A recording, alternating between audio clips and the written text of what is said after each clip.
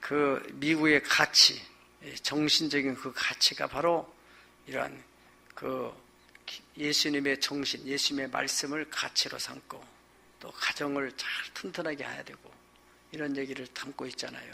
얼마나 참 그런 정신 기반 우리가 배워야 돼요. 그걸 배워. 그리고 자꾸 막 세상적인 거 얻으려고 하는 그런 소유 때문에 싸움이 일어나고 그러는데 존재에 대한 소중함, 또 이 예수님이 이 땅에 오시면서 우리가 하나님의 자녀라는 그런 귀한 이 명예를 회복시켜 줬어요.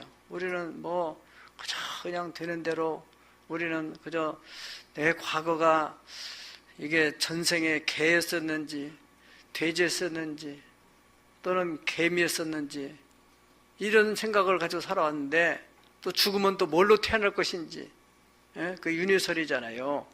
그런데 우리는 하나님의 형상대로 지음을 받았다. 복음이 들어와서 여성들의 지위도 형상되고 지금 너무나 올라가서 문제지. 좀 내려놔야 돼요. 그것도. 오늘은 이 성탄과 재림에 관해서 말씀을 드리겠습니다. 우리가 이 성탄절 이것은 우리로서는 지금 너무나 오래돼 가지고 뭐 그러려니 이렇게 생각하게 되는데 그 2000년 전으로 거슬러 올라가게 되면은 그 사람들에게 있어서 성탄절은 엄청난 충격이에요. 왜냐면은 그 하나님께서 수천 년 전부터 메시아를 보내주겠다고 했어요. 하나님을 보내주겠다고 하셨단 말이에요. 그게 창세기 3장 15절에 보면은 이 땅에 여자의 후손이 온다 그랬어요. 모든 인간들은 전부 다 남자의 후손이잖아요. 남자를 통해서 이 땅에 태어나요.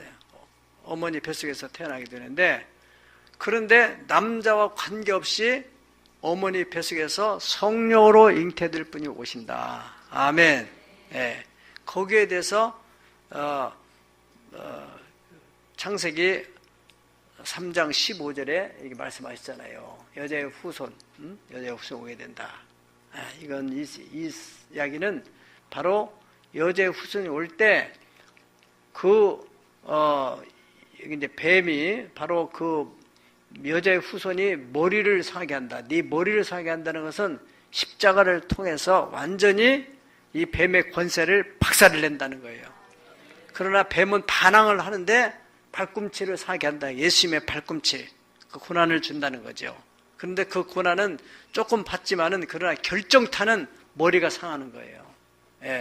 그러니까 우리가 이 땅에서 예수 믿는 이런 고난이 있을 수 있지만은 최종 결정타를 때려서 우리는 최후의 승리자가 된다는 것입니다. 아멘. 그런 메시아 정신, 메시아 사상이 이제 아브라함으로부터 시작해서 이삭, 야곱, 요셉으로 쭉 내려면서 다윗 왕으로 그래서 언젠가는 그 하나님께서 인간의 죄를 대속하기 위해서 메시아를 보내주신다. 그래서 사망 권세를 철폐한다. 그런 영적인 맥을 이어가는 사람들이 언약의 계승자들이 그것을 계속 간직을 하고 있어요. 지금도 정통적인 유대인들은 지금도 메시아를 기다리고 있는 거예요. 왜냐하면 예수님을 안 믿으니까. 우리는 그 예수님이 메시아로 오셨다 하는 것을 믿는 사람들이 크리스찬들이고, 아멘. 그 메시아가 무함맛이다 그렇게 믿는 사람들은 이슬람 사람들이고, 메시아가 예수 그리스도다 그 사람은 크리스찬들이고, 아멘. 그러니까 그때도 이렇게 기다렸던 것처럼 구약에 이미 왜 그 사람들이 그렇게 기다렸냐면은 이사야서 7장 14절에도 이사야 선지자를 통해 또 더 구체적으로 이제 예언을 했어요. 뭐라고 했어요? 시작. 그러므로 주께서 친히 징조를 너에게 주실 것이라. 보라, 처녀 잉태 아들을 낳을 것이요 그 이름을 임마누엘이라 하리라. 아멘. 임마누엘 이런 뜻은 하나님이 우리와 함께한다. 천지를 만드시 그 하나님이 우리와 함께 하신다. 아멘. 함께 하시기 위해서 어떻게 하셨어요? 말씀이 육신이 되어서 이 땅 어린 아이로 태어났다는 거예요. 그게 바로 임마누엘, 하나님이 함께 하시려고, 인간과 함께 하시려고. 그래서 인간과 함께 고난도 당하고 인간의 어려운 사정을 다 알고 그래서 인간의 모든 문제를 해결해줘요. 죽기를 무서함으로 일생에 매여 종로로 사는 인간들을 구속하기 위해서 예수님이 오셔서 이 죽음의 문제를 다 철피했어요. 그러니까 이 복음에 대한 확실한 그 비밀을 터득한 사람들은 이러한 죽음의 고통에서 완전히 자유하는 거예요. 할렐루야. 그리고 이사야서 9장 또 6절 보면은 시작. 이는 한 아기가 우리에게 낳고 한 아들을 우리에게 주신 바 되었는데 그의 어깨에는 정사를 메었고 그의 이름은 기묘자라 모사라 전능하신 하나님이라 영존하시는 아버지라 평강의 왕이라 할 것임이니라. 아멘. 그러니까 그 아이는 그냥 보통 아이가 아니라 권세를 가지고 온다는 거예요. 권세. 그 어깨는 기묘, 모사, 전능하신 하나님이라. 여러분, 우리가 아무리 열심히 하고 또 전쟁을 많이 한다면은 막 전쟁을 막 여기저기서 하더라도 마지막에 대통령이 우리가 항복하겠다 사인을 딱 해버리면은 그냥 전쟁은 끝나라는 거예요. 부분적으로 아무리 싸워도 그건 싸울 수 있지만은 총체적으로는 그냥 끝나는 거예요. 네. 또 저쪽에서 김정은이가 항복 그러면은 끝나는 거예요. 전쟁. 아시겠죠? 그런데 왕, 최종 권세를 가지고 있는 사람. 그러니까 예수님이 그 권세를 가지고 오셔가지고 사탄 마귀하고 십자가에서 대결해서 거기서 딱 끝냈다는 거예요. 사망 권세를 철폐했다는 거예요. 그러한 막중한 임무를 가지고 그 어린 아이지만은 그 어깨에는 그게 중차대한 임무를 띠고 이 땅에 오셨다는 거예요. 할렐루야. 그래 예수님께서 마지막 십자가에 돌아가실 때 뭐라고 합니까? 하나님 앞에 내가 다 이루었다. 그렇게 선포를 하잖아요. 아멘. 예. 그래서 미가서 5장 2절에 보면은 그 예수님이 어디에 태어날 것까지 예언이 됐어요. 시작. 베들레헴 에브라다야 너는 유다족 수중에서 작을지라도 이스라엘 다른 자가 내게 나올 것이라. 그의 근본은 상고의 영원에 있느니라. 그러니까 그의 근본, 그 어린아이가 오지만은 그의 근본이라는 것은 그저 요셉의 아들 그 정도가 아니고 아브라함의 후손 그 정도가 아니라 그의 근본은 하나님이다. 이게요. 태초에 계셨던 말씀이다. 할렐루야. 네. 그런 이러한 예언에 의해서 이 동방의 박사들이 별을 이제 보면서 메시아 탄생을 예고하는 그 별을 대한 계시를 받고 나서 이제 이스라엘 왔지 않습니까? 그래서 헤롯 궁궐에 가면은 그 왕이 어디에 그 메시아가 탄생한지 당연히 알 것이다. 왜? 선민이니까 당연히 알 걸로 알고 갔는데 그 사람들은 막 소동을 하면서 제가 태어났다는데 어떻게 된 거냐? 그래 거기 이제 성경 학자들한테 지시를 하니까 이 미가서 5장 2절에 이렇게 2장 5절에 베들레헴에 탄생한다고 예언이 됐습니다. 그래서 동방 박사들이 그 베들레헴으로 이제 가려고 나가는데 별이 또 나타나가지고 베들레헴으로 쫙 인도를 했어요. 그래서 베들레헴에 딱 내리셔서 그들이 황금과 몰약과 유향을 가지고 이제 그야말로 미사 예배를 드리게 됐다는 거예요. 그런데 이제 그 사건 속에서 동방 박사들이 예배를 드리고 그 뒤에 이어서 이제 또 목자들이 또 예배를 드리고 그리고 오늘 이 성경의 본문은 예수님이 태어난 지가 지금 8일이 지났어요. 8일이 지나서 극소수의 사람들만 알고 있고 이것이 대중화되지 못했어요. 뭐 매스컴이 발달해서 막 다 알린 것도 아니고 소수의 사람들만 알고 있는 거예요.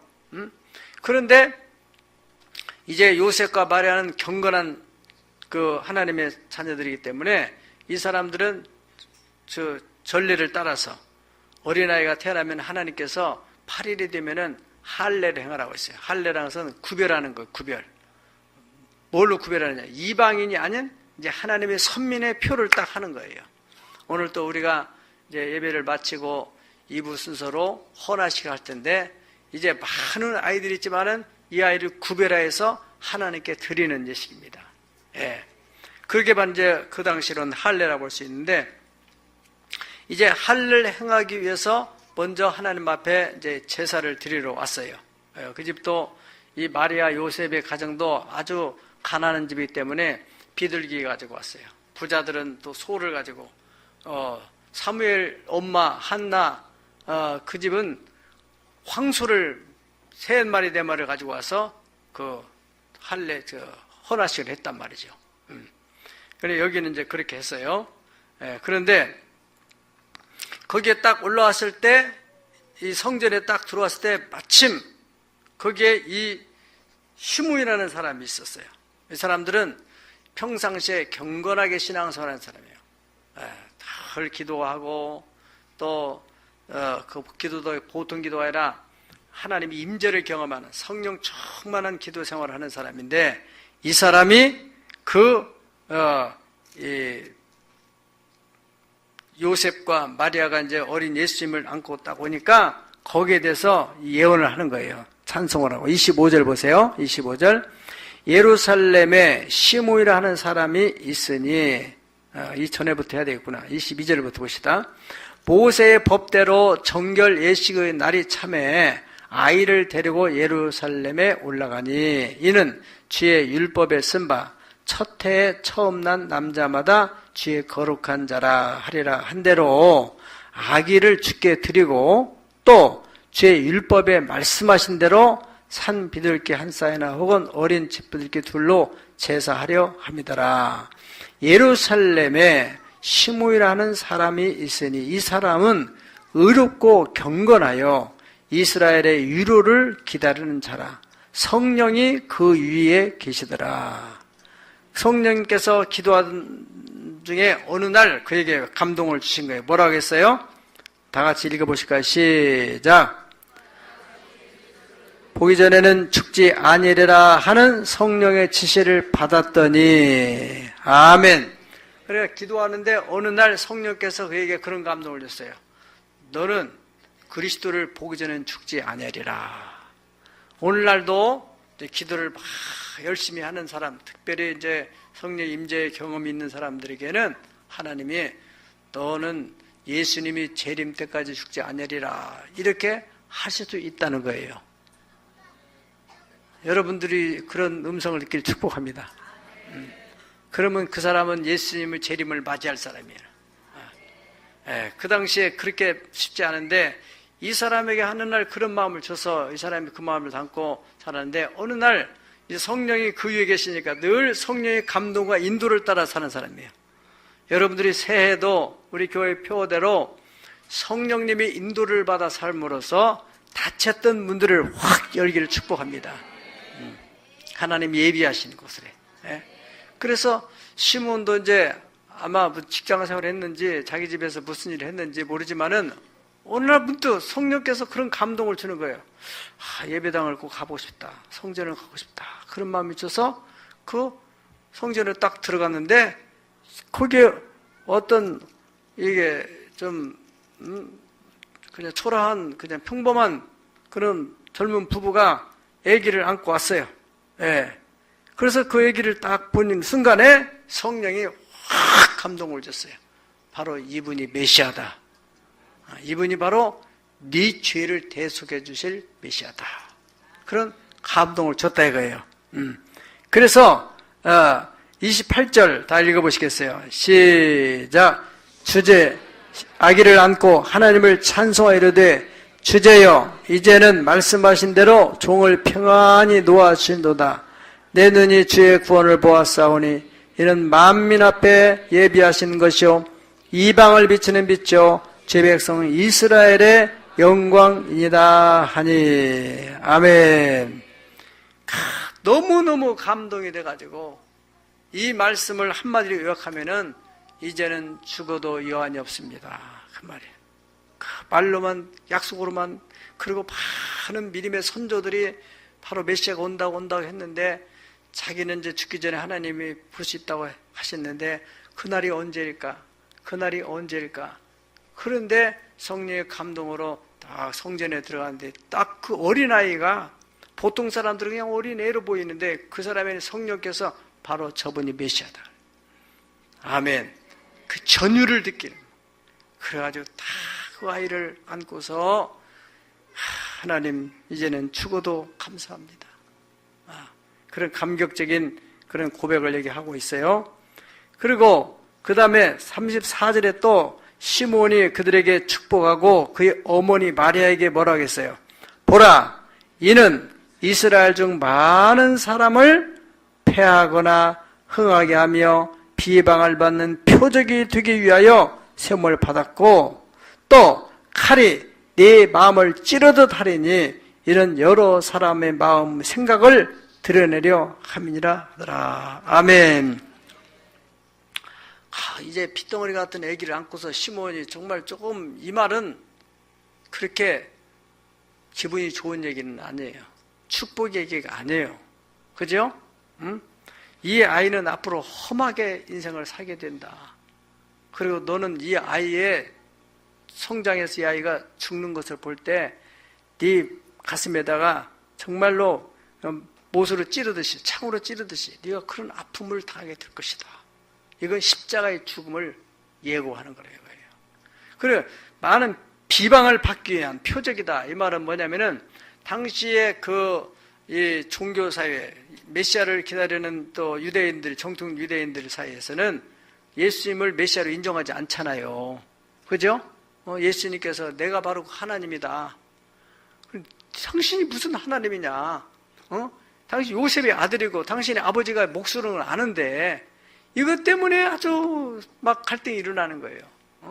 그리고 예수님이 그 정도만 하는 기사와 이적을 행하고 안전병이를 막 이렇게 세우고 죽은 자를 막 살려내고 보니까 뭔가가 다른데 거기까지만 했으면 좋겠는데 이 형식적이고 구태의연하고 또 외식적으로 마음에는 하나님이 없는데 마음에는 하나님의 안중에도 없으면서 그저 거룩한 척하고 하나님을 잘 섬기는 척하고 하는 그런 바리새인들 향해서 막 비수를 찌르듯이 그들에게 외식하는 서기관들아 왜 그렇게 위선을 하느냐 막 그러니까 이 사람들이 자기의 속을 다 막 들여다보고 있으니 얼마나 괴롭겠어요. 그러니까 막 예수님에 대해서 안티하는 거예요. 예. 그러니까 그들이 계속 그런 마음을 갖다가 결국에는 그들이 예수님을 십자가에 못 박는 데다가 이렇게 내주게 됐다 이거예요. 그런 그 예수님이 십자가에 달려서 이제 돌아가시는 모습을 마리아가 십자가 밑에서 지켜봤잖아요. 지켜보면서 마리아는 그 시몬, 경건한 그 시몬 어르신이 한 그 예언대로 들어오는구나 생각했겠죠. 그죠? 그러니까 예언이 그대로 성취되는구나. 뭐 하기 위해서? 인류를 구속하기 위해서. 아멘. 더 확신을 갖겠죠. 그리고 또 두 번째로는 아셀 지파 마누엘의 딸 안나라는 여선지가 있다고 했어요. 이 사람은 참 세상적으로는 팔자가 좀 안 좋으신 분이에요. 예. 결혼을 한 지 7년 동안 남편하고 행복하게 살다가 남편이 사별을 하게 됐어요. 예. 돌아가시니까 혼자 됐는데 재혼을 할 것이냐 그냥 살 것이냐 마음 생각하다가 또 재혼하면 뭐 하냐. 하나님이 내게 주신 이것이 소명이란다면 내가 남은 생에 중보 기도자로 살아야 되겠다. 그래서 이제 혼자 된 몸으로 성전을 떠나지 않고 다 자나깨나 성전에서 머물면서 그 사람들의 어떤 사정이 있으면 그것을 품에 안고 기도하는 그런 삶을 살았어요. 여러분 인생이라는 것은 이렇게 살아도 한평생이고 저렇게 살아도 한평생이에요. 그런데 하나님 앞에서 정말 가치 있는 삶, 영원에까지 후회 없는 영광스러운 삶이 무엇인가? 그것을 여러분 생각해야 돼요.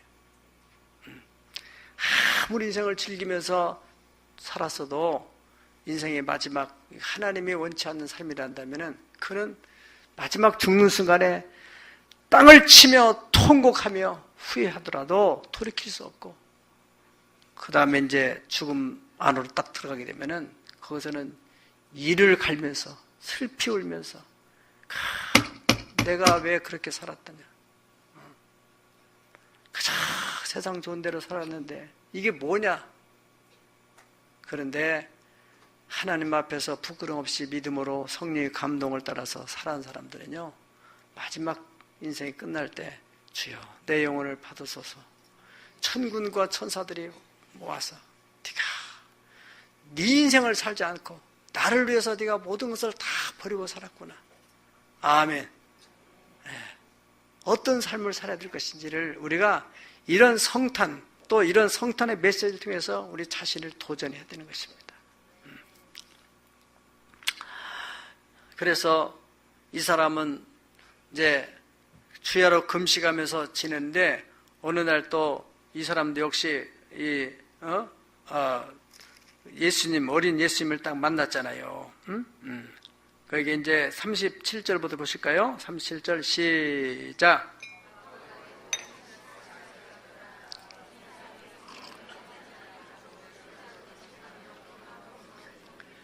마침 이때에 나와서 하나님께 감사하고 예루살렘의 성령을 받는 모든 사람에게 그에 대해서 말하니라. 아멘. 그러니까 이분도 이제 그 나름대로 그 지역 사회에서는 이 안나라는 할머니가 사람들에게 존경받는 사람이에요? 존경받지 못한 사람이겠어요? 당연히 존경받으면서 야 대단한 분이다. 어떻게 저렇게 하루 이틀도 아니고 젊은 나이에 다 모든 걸 버리고 80여 년 동안 저렇게 혼자 살 수 있을까? 그러니까 그분의 말은 그야말로 하나님 말씀처럼 들을 정도 사람들이 아주 경건하게 사니까 그분이 바로 어린 예수님을 안고서 이분이 바로 메시아다. 그래서 사람들이 어떻게 영향을 받지 않겠어요?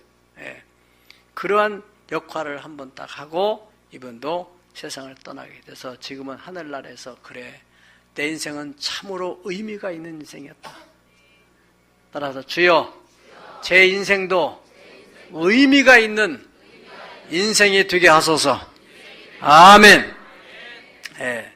전도자 D.L. 무디라는 분은 그런 말을 했어요. 그분은 평생에 약 100만 명의 영혼에게 복음을 전했다는 말이 있습니다.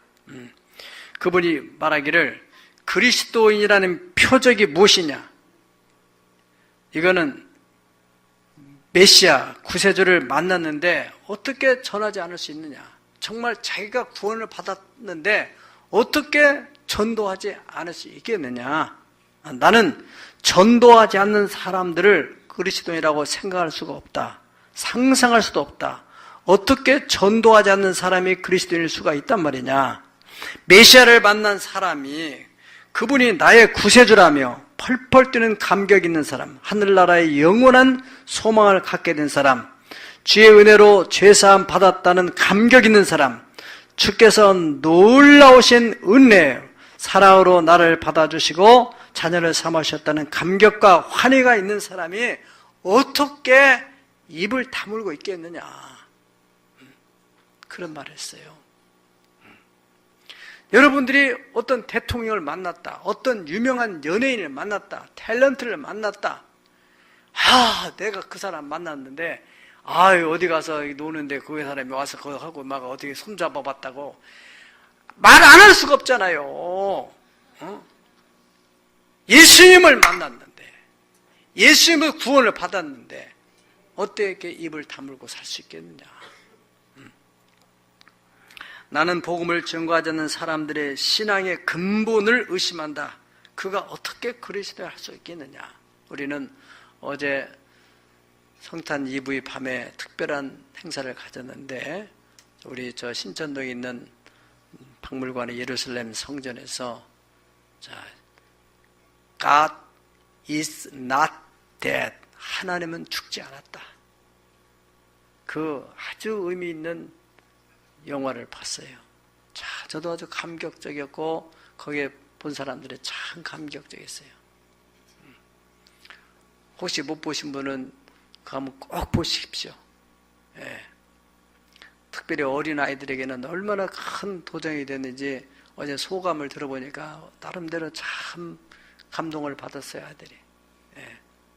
지금 이 시대에는 사람들이 나름대로 똑똑하지 않은 사람이 없어요. 다 똑똑해요. 성경이 예언한 대로 지식 만능 시대를 살아가고 있어요. 막 지식, 정보의 홍수 시대 속에서 여기저기서 듣고 스마트폰 하나 가지면 전부 그 속에 얼마나 많은 정보가 들어있는지 알 수 없어요. 그러니까 그 지식은 성경에 말씀하기를 사람을 교만하게 한다는 거예요. 아무리 지식이 많아도 지식에는 한계가 있습니다. 한계가. 네. 내가 다 어떤 분야를 안다 할지라도 그 부분 더 아는 사람이 있어요. 하버드대에서 일어났던 실화를 배경으로 해서 이 영화를 극화한 것인데, 거기를 보니까 핵심은 이렇습니다. 철학 교수가 철학 시간 처음 시작해가지고 그분이 마음속에 이제 그런 상처가 있는 거예요.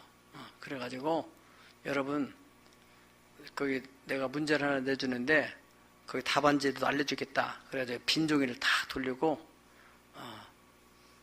God is dead. 하나님은 죽었다. 그렇게 써라고 그랬잖아요. 근데 그 80명이 다 점수 받으려고 다 쓰는데 거기에 한 학생이 나는 쓸 수 없다. 그렇게 이제 교수한테 얘기를 한 거예요. 거기 안에서도 그 80명 중에 예수 믿는 사람이 걔밖에 없을 리가 없잖아요. 다른 애들은 전부 다 점수 받으려고 그냥 썼다 이거예요. 얘는 정말로 그럴 수가 없다는. 하나님이 살아계신데 어떻게 죽었다고 하느냐. 그래가지고 안 써요. 그러니까 교수가 그러면은 네가 하나님이 죽지 않았다는 것을 네가 증명을 해내라.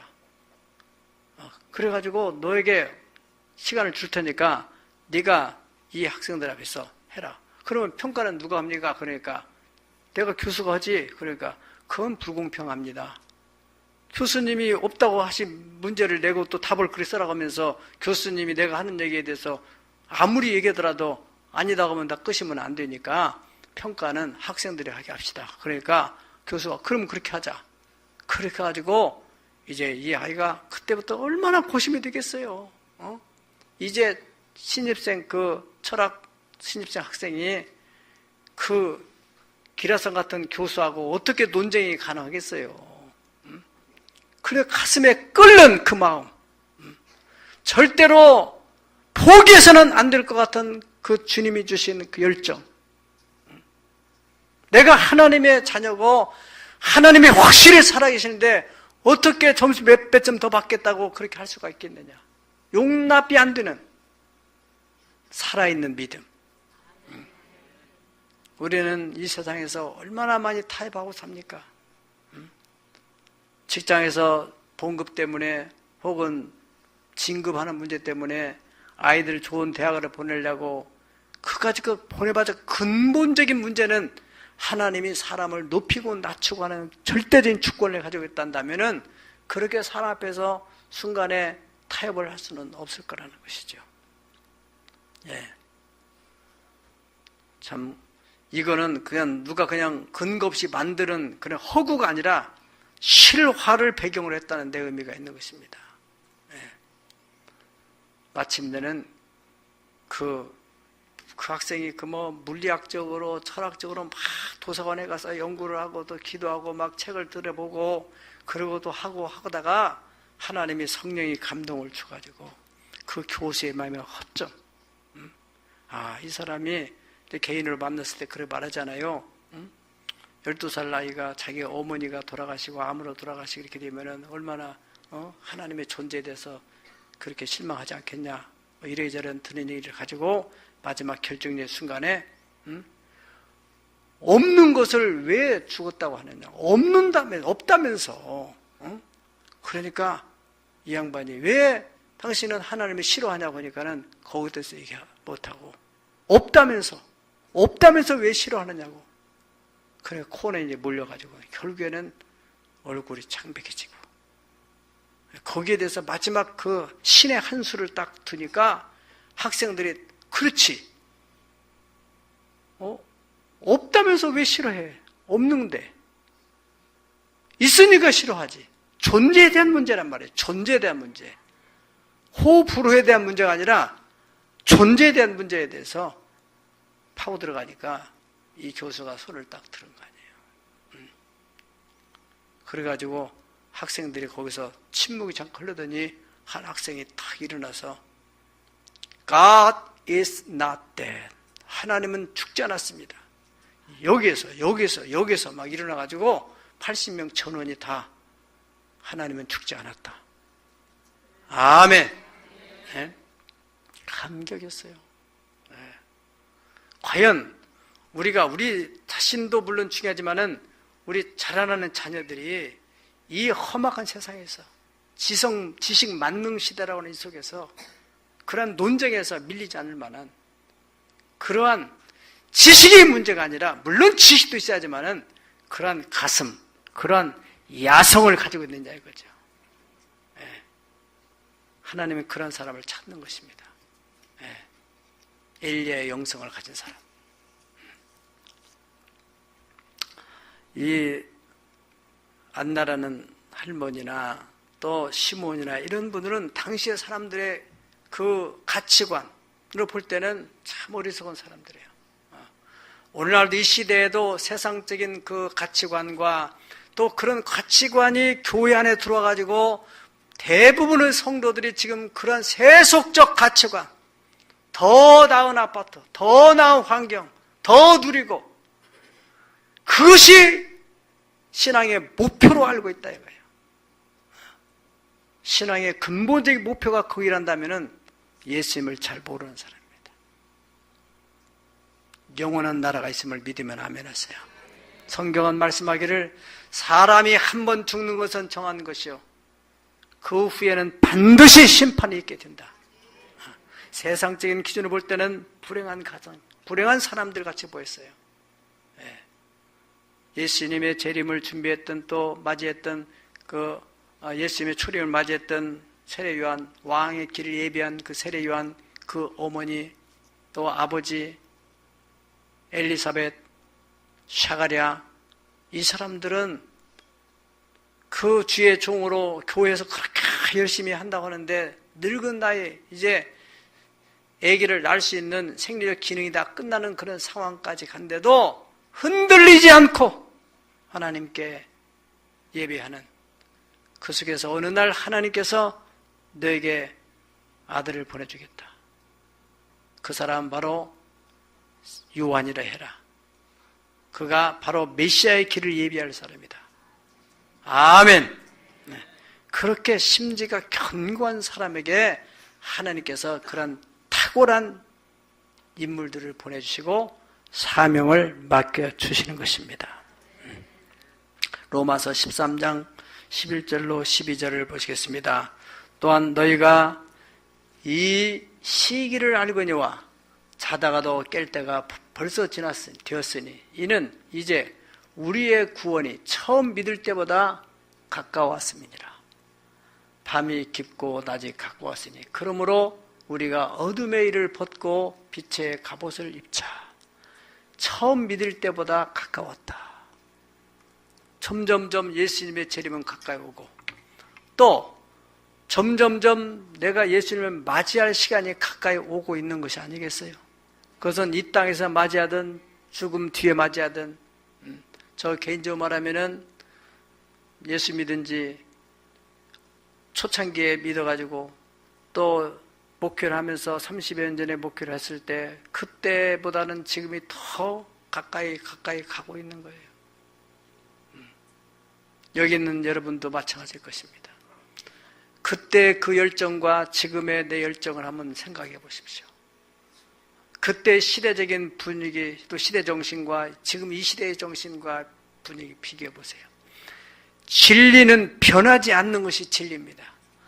우리의 육체는 어쩔 수 없이 이 시대 속에서 쇠퇴할 수밖에 없지만은 내 심성, 내 영성, 내 믿음, 내 신앙적 가치관이 이 세상에 의해서 잠식되어 가고 있는지, 내가 이 세상을 도전해 나가고 있는지 한번 우리가 이 2017년 성탄절을 통해서 내 자신을 한번 확인해 보는.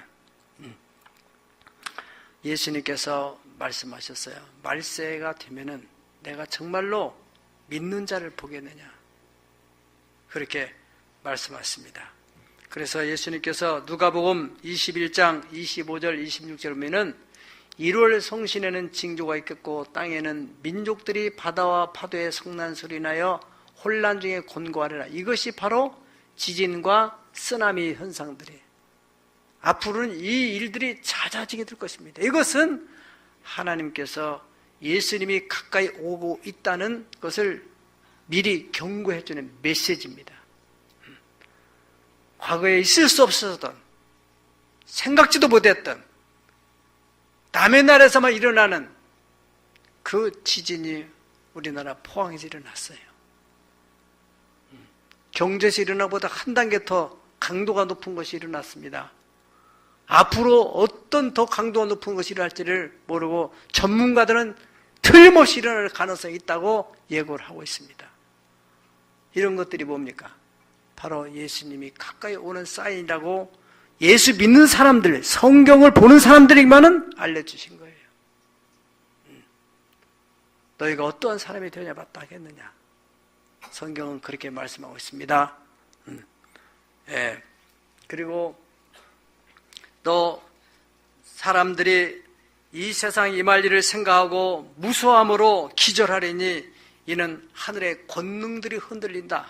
그 말은 어디에 의지할 곳이 없어지는, 다시 말하면 마음을 둘 곳이 없는, 마음을 하나님께 두고 있는 사람, 말씀에 두고 있는 사람, 언약에 근거한 사람들은 하늘과 땅이 무너져도 영원히 변치 않는 너는 내 것이다. 불 가운데 지날지라도 불꽃이 너를 사르지 못하리라고 하시는 그 약속의 말씀을 붙들고 있는 사람들은 두려울 것이 없을 거예요. 세상의 가치관을 가지고 있는 사람, 세상에다가 마음을 두고, 은행에다가 마음을 두고 있는 사람, 어떤 권력자에게 마음을 두고 있는 사람들은 불안해서 두려워서 살 수가 없을 것입니다. 이러한 말세의 징조 현상들을 보면서 우리는 그 시대, 그 예수님이 초림하실 때 첫 번째 크리스마스를 만든 사람들의 그 시대 속에서도 안나와 시몬 같은 소수의 진정한 크리스찬들이 있었는데 지금 예수님이 다시 오실 때도 역시 마찬가지일 것입니다. 네. 과연 우리는 어떠한 크리스찬으로서 내가 어떠한 신앙의 모습으로 예수님을 다시 맞이할 수 있을 것인지를 이 성탄을 통해서 내 자신을 한번 돌아보는, 거기에 진정한 성탄의 의미가 있는 것입니다. 기도하겠습니다.